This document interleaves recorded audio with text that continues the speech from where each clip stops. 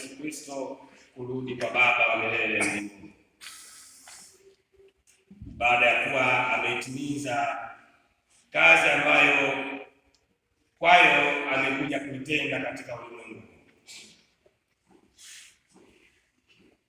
Mzee wetu Rais marehemu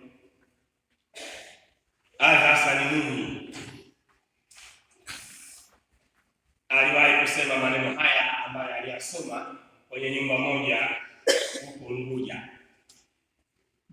Aliwahi kusema hivi: maisha ya mwanadamu ni hadithi katika ulimwengu huu. Maisha ya mwanadamu ni hadithi katika ulimwengu huu. Basi ndugu yangu, uwe hadithi nzuri kwa hao watakaokuja kusimuliwa juu yako. Kristo Bwana wetu ambaye ni Mungu kweli na mtu kweli alikuja kwetu katika ulimwengu huu,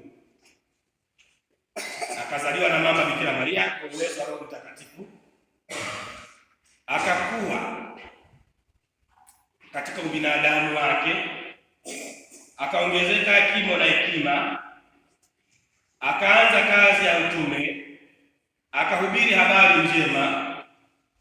Wakati ulipofika akateswa, akafa, akazikwa, na maandiko yanatuambia siku ya tatu akafufuka kutoka wafu, akapaa mbinguni, kwa Baba, na toka huko atakuja kuwahukumu wazima na wafu. Ndivyo ambavyo tunakiri kwenye kanuni ya imani.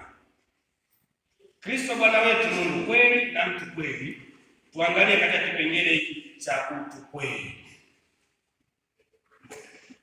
Amezaliwa kama mwanadamu, amekaa kati yetu, amefanya kazi, ameshiriki mambo yote pamoja nasi isipokuwa dhambi, na ili atukomboe alimwaga damu yake, na wakati mwafaka ulipofika alirudi kwa Baba. Kwa nini tunaita mafundisho ya Kristo habari njema? Kwa sababu ni habari ya wokovu, ni habari ya upendo, ni habari ya umilele, ambayo ni habari njema kila mmoja anapaswa kusimuliwa.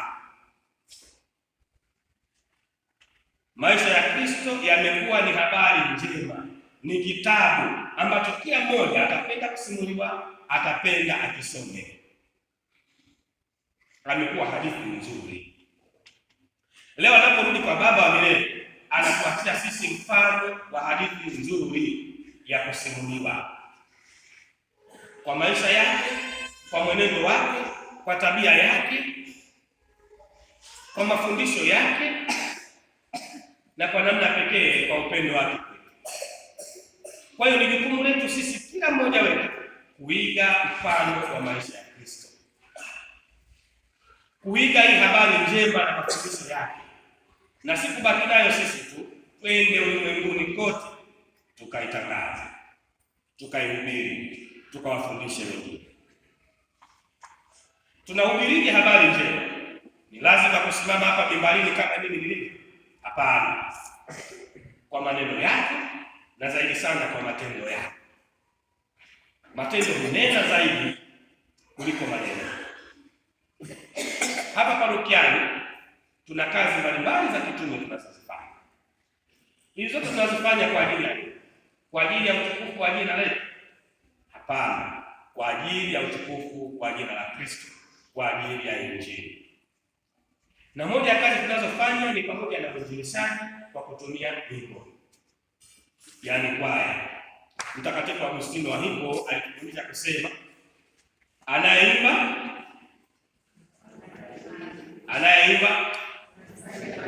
kuna mmoja apendi kusali mara mbili, kuna mmoja apendi kumsifu Mungu mara mbili. Sasa kama ukiona ya kwamba kanisani risali moja ni matatizo, lakini kukaa kwenye mpira masaa mawili kuangalia Simba na Yanga huwezi kukosa, hapo tayari kuna kasoro. Wengi tunapenda kuimba, lakini inapokuja muda wa mazoezi tunaanza kama vile Ulivyochoka leo, sijui niende, sijui nipumzike. Wewe ukikosa hapo, kuna kitu kitamisi, kuna kitu kitakosekana. Inawezekana sauti yako ni ngumu sana, na ukikosa hapo, mwingine akasema vile vile, mwingine akasema vile vile, hawezi kuwa na kundi la msingi huu. Na ninyi mnapoimba kwa ustadi, hawa ni lazima ni rahisi sana kufuatisha, kuiga. Na hivi wote sisi pamoja tunajikuta tunamsifu Mungu kwa njia hii. Tunainjilisha kwa kazi mbalimbali za kitume parokiani. Wapo Radio Maria, wapo Awata, wapo Moyo Mtakatifu wa Yesu, wapo vipapa, wapo wanakwaya, wapo chama cha Mtakatifu Ana na kadhalika na kadhalika na kadhalika. Hawa wote ni kwa ajili ya nini? Wanataka kufanya kazi za kitume, ili kwa njia ya majitoleo yao ya vyama vyao vya kitume, injili ya Kristo isikike kwa kazi zao za kitume.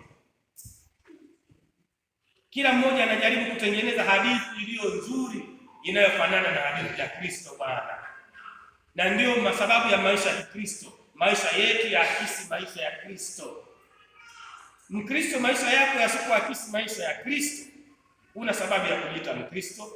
Unajiita Mkristo kwa sababu unataka maisha yako yaendane na Kristo, yafuate mfano wa Kristo, yaishi vile, yawe vile Kristo alivyoishi.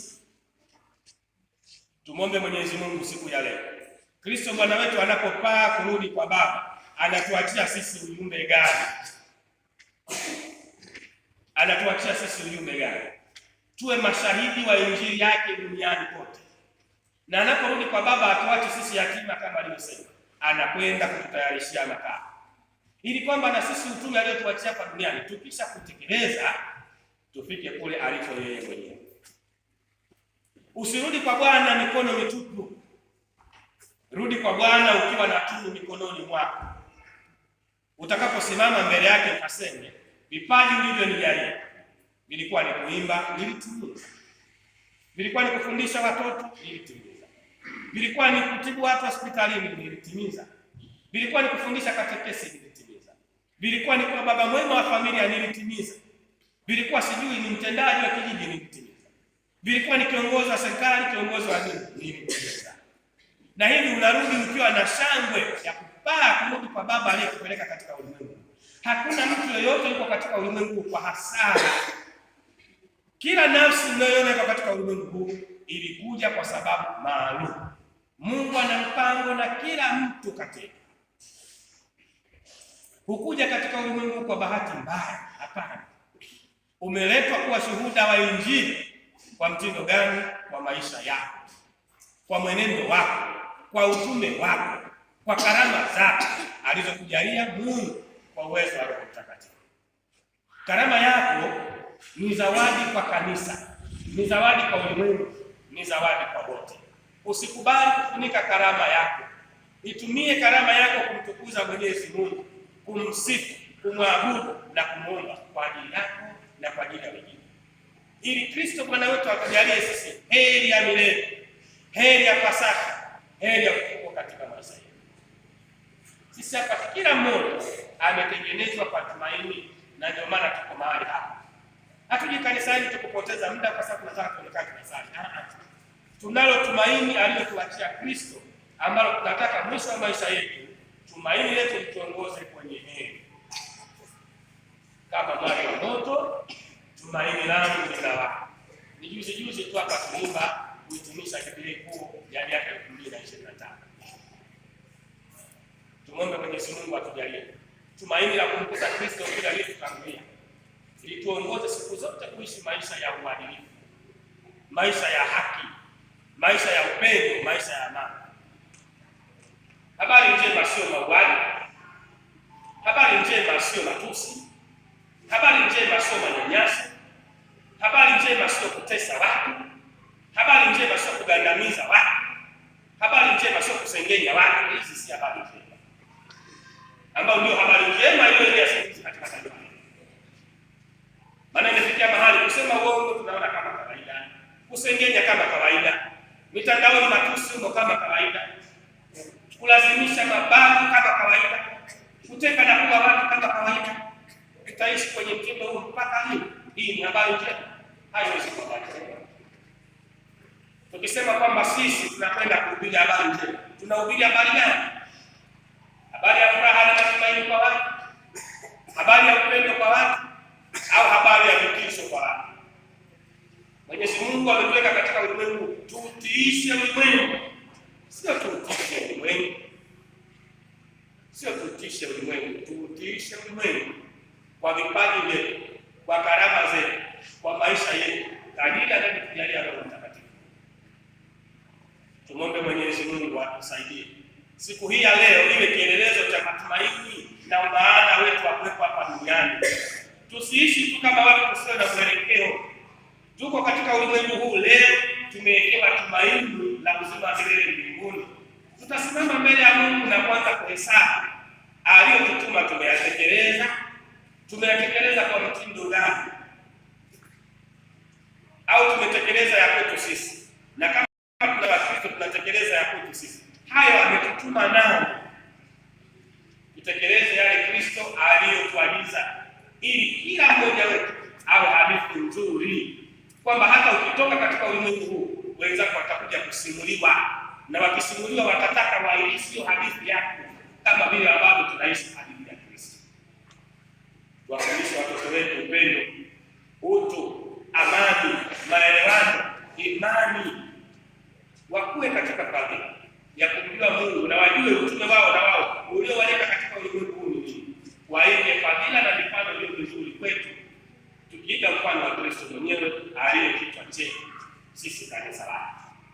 Mungu Mwenyezi Mungu Dominika ya leo atujalie, atuongoze kila mmoja aishi katika ulimwengu huu wa tumaini lililo jema, akijua kwamba wakati utafika atarudi kwa Baba wa milele na atakaribisha kwa utukufu na enzi kama alivyokaribisha Kristo Bwana wetu.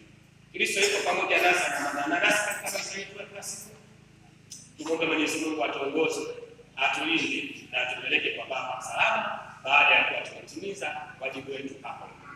Tumsifu Yesu Kristo.